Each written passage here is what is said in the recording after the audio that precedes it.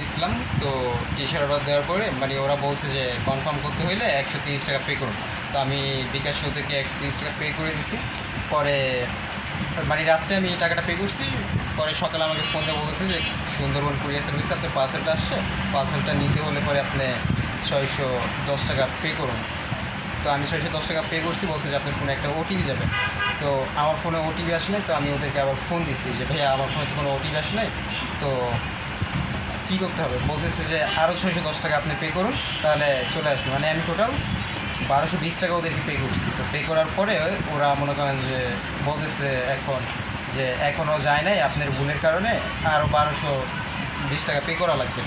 তো এইসব নিয়ে আর কি। তো এখন ওদেরকে বললাম যে ভাই আমি টাকাটা ব্যাক কেমনে করবো? বলতেছে যে গাজীপুর ওনাদের এসে যেতে, মানে গাজীপুর ওনাদের বড় অফিস আছে, মেন অফিসে যায় আমাকে এটা রিয়া করতে বলতেছে। এইটা আমাদের ছিল ওদের সাথে। তারপরে আমি মানে যার কাছ থেকে শার্ট অর্ডার দিছি ওকে বললাম, যে বলতেছে ভাইয়া আপনি ওদের কাছ থেকে টাকাটা কী পিলে উঠাবেন এটা আপনি জানেন, এইসব বিষয়ে আমি জানি না, আপনার ভুলের কারণে গেছে। মানে সব দোষ আমার উপরে ইচ্ছা পেতে হয়েছে, যে কথা আর কি। তখন আমি চিন্তা করতেছি যে আমার টাকাটা তো কোনো মতো উঠাইতে হবে, যেহেতু আমি টাকাটা আরেকজনের কাছ থেকে নিয়ে তারপর ওনাদেরকে দিচ্ছি। এখন আমি যদি টাকাটা না উঠাইতে পারি তাহলে আমি ওই লোককে কী দেবো? তা ওই লোকের কাছ থেকে আমার মনে করেন যে বিকেলের কথা গিয়ে টাকাটা আনা। এখন এই ধরুন, তাহলে আপনি প্রতারকের খপ্পরে পড়ছেন।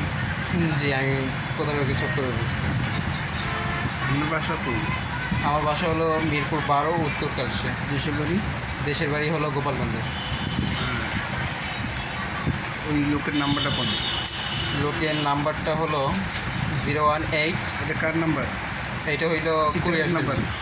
হ্যাঁ, কুরিয়ার সিটের নাম্বার কোন? সিটের নাম্বার কোন? 0185979, তারপর হইলো 8126। আপনার নাম্বারটা কোন? 017 আমার নাম্বারটা হলো 01728550193। ঠিক আছে।